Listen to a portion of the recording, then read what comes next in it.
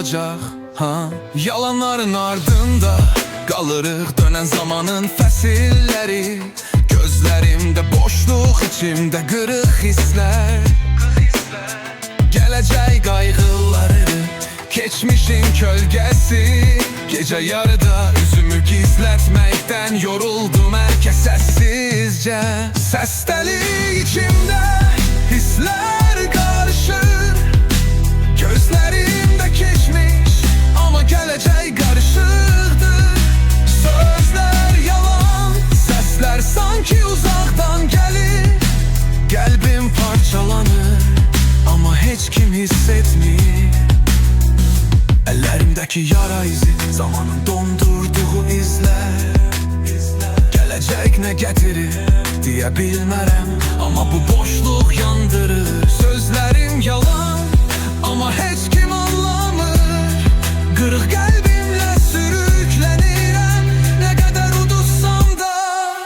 Bir dəfəyə sığdıra bilmədim bu qəzəbi.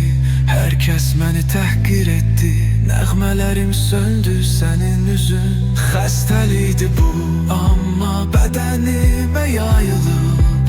Hər adımda daha da dərinləşir İçimdəki bu iyrənc ağır. Xəstəlik içimdə, hisslər qarışır. Gözlərimdə keçmiş, amma gələcək qarışıqdır. Sözlər yalan, səslər sanki uzaqdan gəlir. Qəlbim parçalanır, amma heç kim hiss etmir.